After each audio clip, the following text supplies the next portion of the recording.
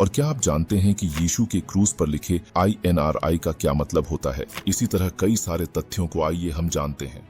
Number 1, INRI। आपने यीशु के सूली के ऊपरी भाग पर लिखा हुआ देखा होगा, जिसका फुल फॉर्म ईसस नाजारेनस रेक्स यूडायोरम है। इसका हिंदी में अनुवाद नाजरेथ के यीशु यहूदियों के राजा है। बाइबल में नए नियम के वृत्तांत के अनुसार यह शिलालेख उस सूली पर लगाया गया था जिस सूली पर यीशु मसीह को चढ़ाया गया था। शिलालेख को उस समय के रोमन गवर्नर पेंतियस पिलातुस के आदेश से 3 भाषाएं, यहूदियों की भाषा हिब्रू में, रोमन अधिकारियों की भाषा लैटिन में और उस समय की क्षेत्र में बोली जाने वाली ग्रीक भाषा में लिखा गया था, ताकि वहां से गुजरते सभी लोग इसे पढ़ सकें कि यीशु को किस दोष के तहत क्रूस पर चढ़ाया गया है और वे उसे दोहराने की जरूरत न करें। नंबर 2, क्या आपने कभी सोचा है कि अगर यीशु परमेश्वर है तो वे खुद को क्रूस पर क्यों बचा नहीं पाए? आइए जानते हैं। जब आदम और हवा ने उस फल को खाया तो मनुष्य में पाप आई, जिसको परमेश्वर ने खाने के लिए मना किया था। उनके पाप पीढ़ी दर पीढ़ी फैलता गया और हर एक पीढ़ी पाप का शिकार बनता गया।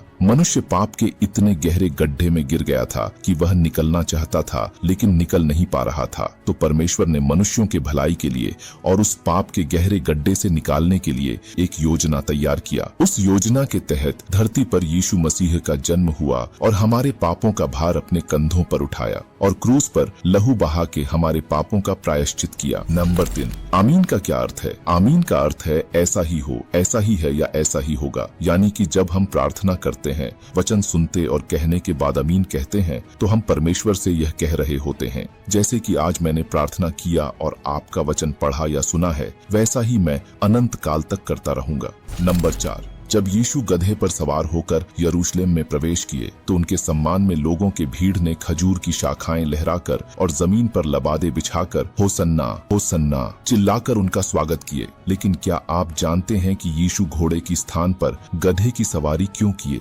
पहला कारण, गधा शांति, विनम्रता और दास्ता का प्रतीक है। यीशु ने गधे पर सवार होकर शांति और दूसरों की सेवा के प्रति अपने समर्पण का प्रदर्शन किया। दूसरा कारण, उनके गधे पर सवार होकर यरूशलेम में प्रवेश किए तो आम लोगों को संकेत दिए कि मैं तुम्हारा राजा हूँ, लेकिन तुम्हारे जैसे ही हूँ। तीसरा कारण, यीशु के गधे पर सवार होने से पुराने नियम की एक भविष्यवाणी पूरा हुआ कि मसीहा गधे पर सवार होकर यरूशलेम में आएगा। और ये तो सभी को पता है कि यीशु ही वह मसीहा थे जिसका इंतजार वे सालों से कर रहे थे। नंबर 5, क्या आप जानते हैं कि चर्च, चैपल और कैथेड्रल में क्या अंतर होता है? आइए जानते हैं। चर्च आमतौर पर ग्रामीण क्षेत्रों से लेकर शहरों के स्थानीय मंडलियों की सेवा करता है, जिसे प्रचारक या पादरी द्वारा संचालित किया जाता है। चैपल यह प्रार्थना के लिए अलग रखा गया स्थान होता है, जो स्कूलों, अस्पतालों या सैन्य अड्डों जैसे संस्थानों में होता है, जिसका कोई अलग से इमारत नहीं होता। कैथेड्रल एक बिशप द्वारा चलाया जाता है, जो आमतौर पर नियमित चर्चों की तुलना में बड़े और अधिक अलंकृत होता है,